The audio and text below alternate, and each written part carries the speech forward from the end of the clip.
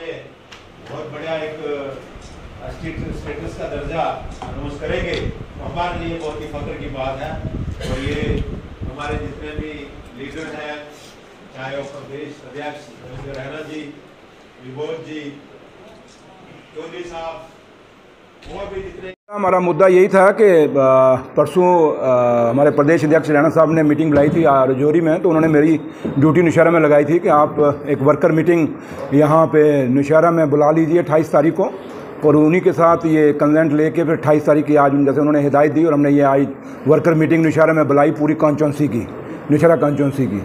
तो ये आपने देखा सारा वर्कर दूर दराज से आया हुआ था और बड़े शॉर्ट नोटिस पे सारे वर्कर आए, और मसला एक ही था, मुद्दा एक ही था कि सबसे पहले कि अमित शाह साहब हमारे इस देश के गृह मंत्री जी ने पहली तारीख को राजौरी में आना था, लेकिन है कि किन्हीं कारणों से वो डेट पोस्टपोन हुई। अब 4 तारीख को फिक्स हुआ है कि 4 तारीख को वो आ रहे हैं, टेंटेटिव जो डेट फिक्स हुई है। तो लिहाजा क्योंकि रैली को कामयाब करना है और नौशहरा की हिस्सेदारी डालनी है, और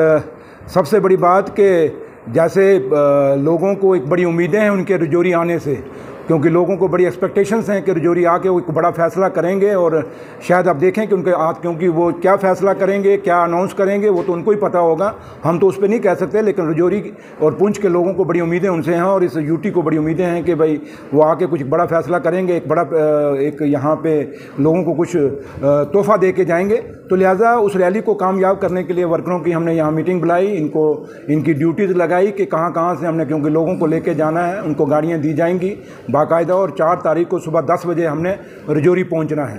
तो वर्करों ने उसमें हामी भरी है, और उन्होंने क्योंकि और ख़ास करके अभी आपको पता है नवरात्रे चल रहे हैं, और उसके साथ साथ अस्सू का महीना है, ये घास कटाई और मक्की कटाई का महीना होता है, और राजौरी खासकर राजौरी पुंछ के अंदर ये बहुत बड़ा एक किस्म का त्यौहार होता है। और आपने भी बड़ी सारी वीडियो देखी होंगी, लोग अपने घास काटते हैं और साथ में ढोल बजाते हैं और नाचते गाते हैं और उसको काटते हैं। तो ये हमारा राजौरी खिता राजौरी पुंछ के दोनों डिस्ट्रिक्टों का समझ लीजिए कि एक फेस्टिवल है, ये एक त्यौहार होता है। घास काटना और मक्की काटना भी एक त्यौहार होता है, तो लोग इसको एंजॉय करते हैं। तो लिहाजा एक बड़ा इंपॉर्टेंट होता है ये महीना भी, तो लिहाजा उसमें लोग बिजी हैं, लेकिन लोगों ने उसके बावजूद भी, जैसे आज यहाँ पे मीटिंग में आए हैं वर्कर, वैसे उस दिन भी ये आएंगे, और कम से कम भी हम उम्मीद करते हैं कि नौशहरा से कम भी 10,000 लोगों को लेके हम यहाँ से जाएंगे। तो